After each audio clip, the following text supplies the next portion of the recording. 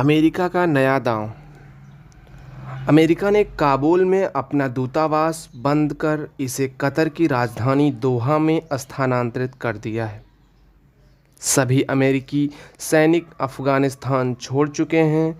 अमेरिकी विदेश मंत्री एंटनी ब्लिंकन ने इसे अफगानिस्तान के साथ अमेरिका के रिश्तों का एक नया अध्याय बताया है, जिसमें सैनिक अभियान के समाप्त होने और नए कूटनीतिक मिशन के शुरू होने की बात कही गई है। दरअसल अफगानिस्तान से आतंक समाप्त करने का अमेरिकी लक्ष्य भले पूरा न हुआ हो, लेकिन इसके वैश्विक हित और उद्देश्य अवश्य बदल गए हैं। अमेरिका को लेकर यह धारणा रही है कि यह एक ऐसा राष्ट्र है जिसकी नीतियां वहां की राजनीतिक पार्टियां या राष्ट्रपति तय नहीं करते, बल्कि तय वही होता है जो अमेरिकी हित में हो, चाहे सत्ता में कोई भी रहे।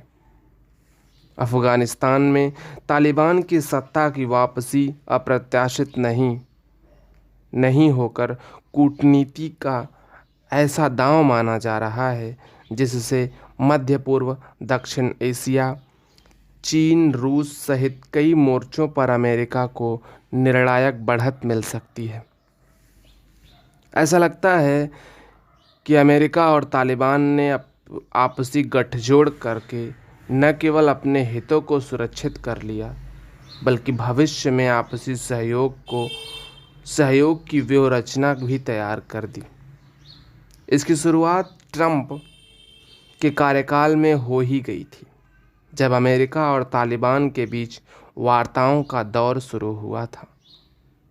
इसलिए अगर यह कहा जाए कि तालिबान का अफगानिस्तान में कब्जा इसी योजना का हिस्सा है जिसे बाइडेन ने अंजाम तक पहुंचा दिया, तो उसमें कोई अतिशयोक्ति नहीं होगी।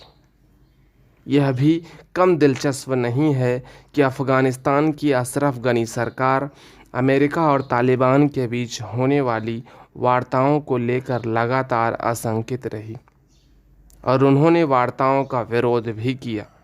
लेकिन अमेरिका ने अफगानिस्तान के राष्ट्रपति अशरफ गनी के विरोध को नज़रअंदाज कर तालिबान की वे शर्तें भी मानी जिसमें अशरफ गनी को वार्ता से दूर रखने की बात कही गई थी। जब ट्रंप ने वार्ता को सफल बताया था, तब भी अशरफ गनी ने इसकी आलोचना करते हुए इसे अमेरिका द्वारा तालिबान की शक्ति को मान्यता देने जैसा बताया था। दरअसल गनी अमेरिका और तालिबान के बीच पनपती साझेदारी को बहुत पहले भांप गए थे। उन्होंने फरवरी 2018 में तालिबान को एक वैध राजनीतिक दल के रूप में मान्यता देने की पेशकश के साथ बिना शर्त शांति वार्ता के लिए आमंत्रित भी किया था, पर तब भी तालिबान अफगान सरकार के साथ बातचीत के लिए राजी नहीं हुआ। अमेरिका और तालिबान के बीच कतर में शांति वार्ता की शुरुआत 12 अक्टूबर 2018 को हुई थी और यहीं से अफगानिस्तान की सत्ता में तालिबान की वापसी की संभावनाएं प्रबल हो गई थी।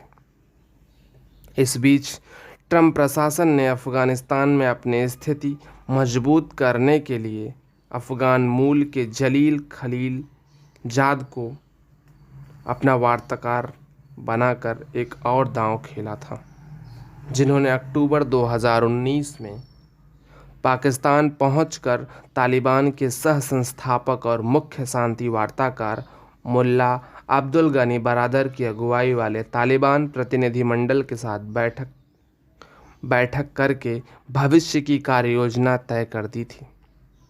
तालिबान के प्रति अमेरिका की नीति को बहुआयामी दृष्टिकोण से देखने की ज़रूरत है। अमेरिका ने 2001 में न्यूयॉर्क और पेंटागन पर आतंकी हमले के लिए अल-कायदा को जिम्मेदार ठहराया था। इसके बाद अल-कायदा का समर्थन करने के आरोप में अमेरिका ने अफगानिस्तान पर हमला किया और तालिबान को सत्ता से बेदखल कर वहां नई सरकार बनाने के रास्ते तैयार किए। लेकिन 2 दशक तक अफगानिस्तान की सत्ता को संचालित करने और अरबों डॉलर फूकने वाले अमेरिका के लिए स्थितियां अनुकूल कभी नहीं पाई। इससे अमेरिका को यह अनुभव हो गया कि कबीलों से संचालित होने वाले इस देश में सर्वप्रिय, समन्वयकारी और वैधानिक सरकार की स्थापना नामुमकिन है। अफगानिस्तान का इतिहास इसका गवाह भी है। अमेरिका और तालिबान के बीच वार्ता पिछले साल मार्च में दोहा में शुरू हुई थी। वार्ता शुरू होने से पहले तालिबान ने कहा था कि वह केवल अमेरिका के साथ सीधी बातचीत करेगा, न कि काबुल सरकार के साथ, जिसे उसने कभी मान्यता नहीं दी। अमेरिका ने वार्ता प्रक्रिया से अफगान सरकार को अलग रखते हुए इस मांग को प्रभावी ढंग से स्वीकार कर लिया और विद्रोहियों के साथ सीधी बातचीत शुरू की। दोहा वार्ताओं को तालिबान के पक्ष में दिखाने के लिए अमेरिका ने अफगान सरकार पर हजारों तालिबानी कैदियों को रिहा करने का दबाव बनाया, जिसे लेकर गनी सरकार तैयार नहीं थी। जाहिर है अमेरिका भीतर ही भीतर तालिबान के साथ सौदेबाजी में लगा था। अब अफगानिस्तान में तालिबान की वापसी के लिए अमेरिका की चौतरफा आलोचना हो रही है, लेकिन अमेरिकी प्रशासन तालिबान का लगातार बचाव कर रहा है। हाल में सुरक्षा परिषद ने तालिबान को आतंकी संगठन बताने से परहेज किया। काबुल हवाई अड्डे पर आतंकी हमले के लिए इस्लामिक स्टेट को जिम्मेदार ठहराकर तालिबान की छवि को बचाने की कोशिश की।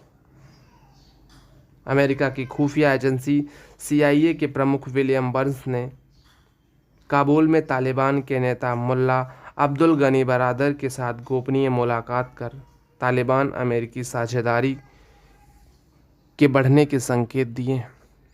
आज अमेरिका की सबसे बड़ी चिंता चीन की विस्तारवादी नीतियों को लेकर है। अब अमेरिका तालिबान की मदद लेकर ड्रैगन को झटका देने की रणनीति पर काम कर सकता है, जबकि चीन अफगानिस्तान को आर्थिक गलियारे में शामिल करने के संकेत दे चुका है। चीन अफगानिस्तान की पहाड़ी इलाके बाखान गलियारे के पास सैन्य अड्डा भी बनाना चाहता है। अब तालिबान अमेरिका गठजोड़ के चलते चीन की आर्थिक और सामरिक समस्या बढ़ सकती है। तालिबान को लेकर अमेरिका का पारंपरिक प्रतिद्वंदी रूस भी आशंकित है। वह तालिबान से मजबूत संबंध रखकर इस्लामिक स्टेट को इस क्षेत्र से दूर रखना चाहता है। उसकी चिंता चेचन्या को लेकर है। रूस इस तथ्य से भली भांति परिचित है कि दक्षिण और मध्य एशियाई देशों में सक्रिय IS से इस क्षेत्र में सहानुभूति रखने वाले कट्टरपंथी मौजूद हैं। अमेरिका अफगानिस्तान से लगने वाले देश ईरान को भी नियंत्रित करने के मौके की ताक में रहा है। तालिबान और ईरान के संबंध असहज ही रहे हैं। ईरान ने कथित गोपनीय परमाणु कार्यक्रम अमाद को लेकर अलग अलग कारणों से अमेरिका, सऊदी अरब और इजराइल दहशत में है। ईरान वैश्विक प्रतिबंधों से जूझ रहा है और इसके लिए विदेशों में जमा विदेशी मुद्रा भंडार का इस्तेमाल करना मुश्किल हो गया है।